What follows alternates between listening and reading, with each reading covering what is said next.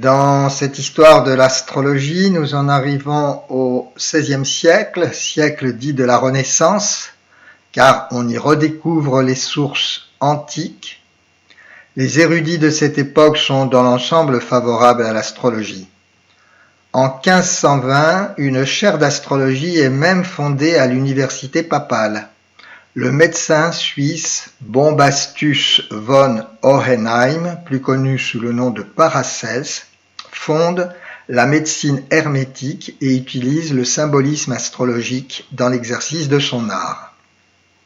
Il écrit « Ce qui guérit indique la nature et la cause du mal, et comme chaque planète est représentée par un métal, Mars par le fer, Vénus par le cuivre, Saturne par le plomb, il s'ensuivra que l'action thérapeutique de chaque métal indiquera l'influence morbifique de l'astre correspondant. Catherine de Médicis, très friande d'astrologie, fait venir à la cour de nombreux voyants et astrologues, et notamment le fameux Nostradamus. Les prophéties contenues dans ces centuries font encore couler beaucoup d'encre. Mais l'ère faste de l'astrologie touche à sa fin avec la découverte de l'héliocentrisme par l'astronome polonais Copernic. Quelques mois avant sa mort, il publie Revolutionibus Orbium Celestium, révolution des orbites célestes, qui devait avoir une si grande influence sur la pensée humaine. Pour la première fois depuis 17 siècles, on réaffirme que la Terre et toutes les autres planètes tournent autour du Soleil, la Terre tournant de plus sur elle-même en 24 heures. Il faut savoir qu'aucun fait nouveau n'a été à l'origine de cette théorie. Copernic connaissait les écrits d'Héraclide et d'Aristarque, qu'il salua comme ses précurseurs, et c'est essentiellement pour des raisons métaphysiques qu'il adopta ce point de vue. En effet, il considérait comme normal de placer au centre du monde l'astre le plus brillant, celui qui fournit la lumière et la chaleur à la Terre. Cependant, les résultats des observations dont il disposait ne lui permettaient pas de découvrir les lois exactes du mouvement des planètes. Cela allait être découvert au siècle suivant par Kepler, grâce aux observations astronomiques d'un Danois passionné d'astrologie, Tycho Brahe. Tycho Brahe s'était d'abord destiné à une carrière juridique, mais sa passion pour l'astrologie l'amena à vouloir connaître les positions des planètes avec plus de précision que cela n'était fait à l'époque. Avec l'appui du roi Frédéric du Danemark, il fit construire, près de Copenhague, le premier observatoire digne de ce nom qu'il baptisa Uranienborg ou Uraniborg, nom prophétique alors qu'Uranus ne sera découvert que près de 2 siècles plus tard. À l'aide des instruments qu'il fit construire, il parvint à déterminer avec précision la déclinaison et les coordonnées célestes des planètes. Tycho Brahe n'accepta jamais la théorie héliocentrique. Peut-être pressentait-il que cette théorie allait devenir une arme contre l'astrologie. Mais venons-en aux découvertes de l'astronome allemand Johannes Kepler. Kepler avait été l'élève de Tycho Brahe et disposait des résultats des observations de celui-ci. Mais contrairement à Tycho Brahe, il était partisan du système de Copernic. C'est donc grâce aux résultats de Tycho Brahe que Kepler put mettre en évidence les lois du mouvement des planètes. Pour des compléments sur le système héliocentrique et les lois de Kepler, je vous invite à regarder la vidéo intitulée « Héliocentrisme et loi de Bode » que l'on peut obtenir en tapant Alain Pénoël YouTube dans un moteur de recherche. Cependant, Kepler fut tout de même, contrairement à ce qu'affirment les détracteurs de l'astrologie, un grand astrologue, bien qu'il luttât contre l'astrologie de bas étage. Il écrit 20 années d'études pratiques ont convaincu mon esprit rebelle de la réalité de l'astrologie. Il comprend que l'héliocentrisme ne le concerne pas. Dans son livre intitulé « L'amélioration des fondements de l'astrologie » publié en 1602, il écrit « Il suffit que l'astrologue voie comment les rayons viennent de l'Orient, du Midi ou de l'Occident. Il suffit que l'on sache si deux planètes sont conjointes ou opposées. Est-ce que l'astrologue demande comment cela se fait? En vérité, il ne le fait pas plus que le paysan ne demande comment se forme l'été ou l'hiver, et pourtant il se règle sur les saisons. » Kepler écrit aussi « Il est un argument tout à fait clair et au-delà de toute exception en faveur de l'authenticité de l'astrologie, c'est la communauté des thèmes entre parents et enfants. » C'est ce qu'on appelle l'hérédité astrologique. Avec Kepler, nous avons franchi le cap du XVIIe siècle. À la même époque, Galilée se rallia également au système de Copernic. Galilée fut le premier à utiliser pour observer les astres la lunette d'approche, un grossissement de 50, qui existait déjà depuis quelques années. Il découvrit des milliers d'étoiles qui n'étaient pas visibles à l'œil nu, les 4 plus gros satellites de Jupiter, les taches solaires et surtout les phases de Vénus analogues à celles de la Lune, qui venaient soutenir la théorie héliocentrique. Il apparaît que Galilée, sans avoir lui-même pratiqué l'astrologie, y porta un intérêt. Il aurait dit à son élève, Paolo Dini, que la théorie de Copernic ne pouvait ébranler les fondements de l'astrologie. En 1616, l'Église l'avertit que ce système était contraire aux Saintes Écritures et ne peut par conséquent être soutenu ni tenu pour véridique. Comme il maintint ses vues, il dut comparaître en 1632 devant un tribunal d'inquisition et dut se rétracter solennellement, ce qu'il fit après 16 ans de résistance, afin d'éviter le bûcher. Mais par la suite, il prononcera cette phrase célèbre, et pourtant elle tourne. Il faut rappeler que l'ex-moine Giordano Bruno avait été brûlé en 1600 pour avoir dit que les étoiles étaient des astres semblables au Soleil et qu'il y avait d'autres mondes habités. Dans la première moitié du XVIIe siècle, l'astrologie poursuit ses progrès malgré la révolution copernicienne. Placidus, mathématicien et physicien, professeur à l'université de Pavie, met au point un autre système de domification. Ce système est encore plus compliqué que les précédents, puisqu'il n'utilise pas un seul plan de référence, mais des parallèles de déclinaison successifs. L'idée de la méthode consiste à diviser par 3 le temps que met le point situé à l'ascendant pour parvenir au milieu du ciel. Le premier tiers de ce temps rapporté à l'écliptique donne la pointe de la maison 12. C'est ce que vous voyez sur ce schéma. Le deuxième tiers donne la pointe de la maison 11 et on procède de même entre le milieu du ciel et le descendant. Plus on s'éloigne de l'équateur, plus on obtient des angles inégaux. Mais ceci est vrai également pour les autres systèmes mentionnés précédemment. Les écarts entre les maisons des différents systèmes peuvent être assez importants. Ainsi, une planète peut être en maison 12 dans un système et en maison 1 ou même en maison 2 dans un autre. C'est la méthode de Placide qui est encore la plus utilisée de nos jours. Max Endel l'a adoptée dans les tables qu'il a éditées au début du XXe siècle.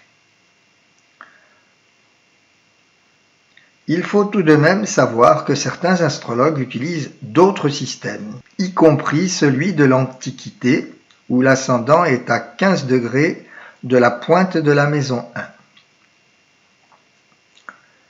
Vous pouvez, pour complément sur la domification, voir la vidéo que j'ai faite sur la chaîne Alain Pénoël mentionnée précédemment. Mais revenons au XVIIe siècle. Une autre figure très importante de l'astrologie, de ce siècle, XVIIe siècle, est Jean-Baptiste Morin de Villefranche, médecin, astrologue du duc de Luxembourg, puis professeur au Collège de France. Il est le fondateur de l'astrologie moderne et laisse une œuvre abondante, l'Astrologia Gallica, formée de 26 volumes écrits en latin. Richelieu ne dédaignait pas de le consulter. Mazarin lui accorda une pension. C'est lui qui fut chargé de dresser le thème de naissance du futur Louis XIV, né le 5 septembre 1638 à 11h11. Morin dut se défendre contre les attaques d'un de ses collègues du Collège de France, Gassendi, mathématicien qui, n'ayant sans doute pas étudié l'astrologie, lui reprochait de ne pas avoir adopté le système de Copernic. On retrouve encore cette tarte à la crème, entre guillemets, de nos jours avec celle de la précession des équinoxes. Il y a aussi une vidéo à ce sujet sur la chaîne YouTube.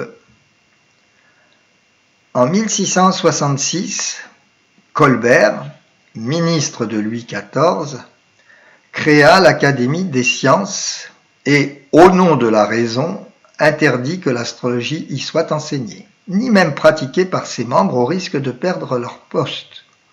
Désormais, cet enseignement sera également banni des universités.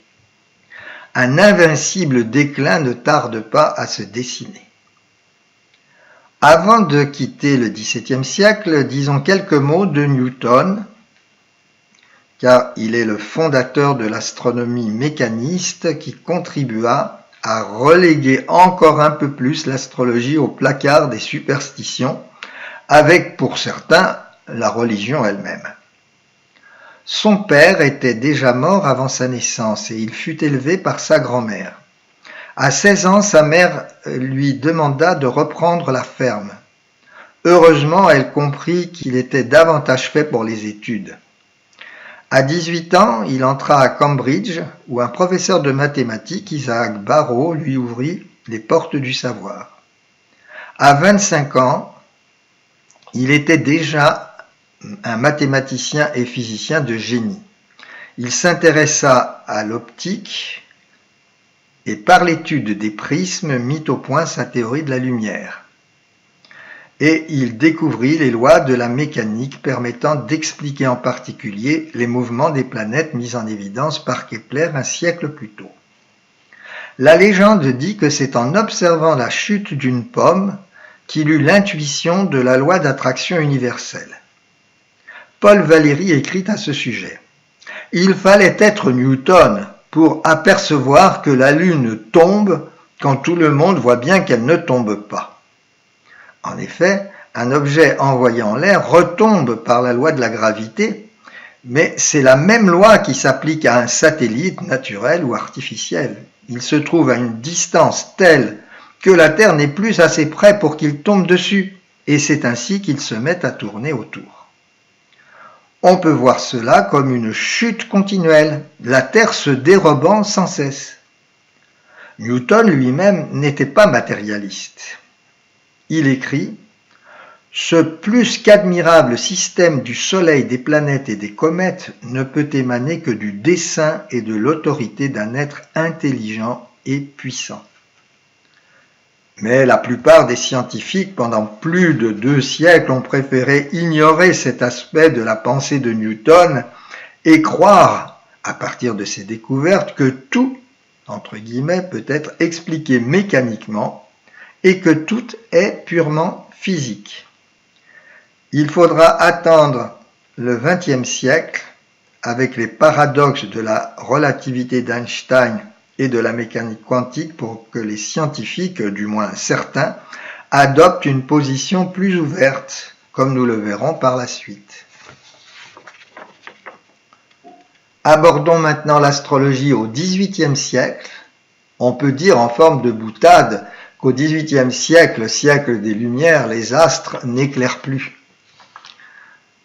En fait, il s'agit du titre d'un paragraphe de l'intéressant livre « Astrologie, la preuve par 2 » consacré à des statistiques sur les jumeaux, écrit en 1992 par Suzel Fuso-Braech, chercheur en biologie au CNRS. À partir de 1710, il n'y a plus d'édition d'éphémérides astrologiques. Pour monter un thème, il va falloir avoir recours aux annuaires astronomiques.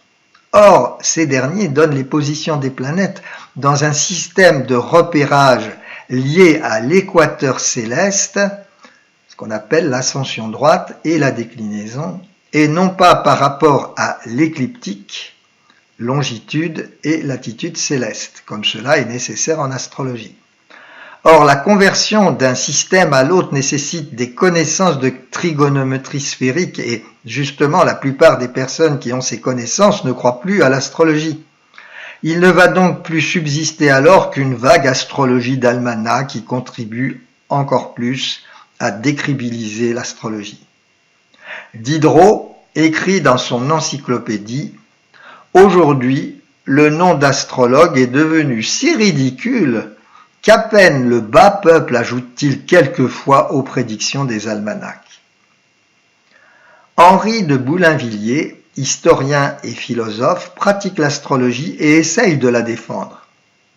Malheureusement, il se permet de prédire que Voltaire mourrait à l'âge de 33 ans, ce qui permit à ce dernier d'écrire en 1757 avec son humour habituel « J'ai eu la malice de le tromper déjà de 30 ans, de quoi je lui demande humblement pardon. » Au chapitre 28 du Message des astres, et ce qu'on retrouve aussi au chapitre 20 de La santé et la guérison, Max Sendel écrit « Avertissement important. Ne jamais prédire une maladie pour un temps donné, ne jamais prédire la mort. C'est une grave erreur, presque un crime de dire quelque chose de décourageant à un malade, car c'est le priver de la force qu'on devrait au contraire économiser avec le plus grand soin pour faciliter la guérison. C'est aussi une faute de suggérer des idées morbides à une personne en bonne santé, car c'est concentrer son mental sur une certaine maladie à un moment déterminé, et une telle suggestion est propre à faire naître cette maladie. En outre, bien que les auteurs du présent ouvrage, il s'agit de Max et Augustin Hendel, aient pratiqué l'astrologie médicale pendant de longues années avec un succès remarquable, il ne faut pas oublier qu'il reste néanmoins le risque d'un jugement erroné. C'est celui que la personne dont il interprète le thème affirme sa volonté dans une mesure telle qu'elle en maîtrise les indications.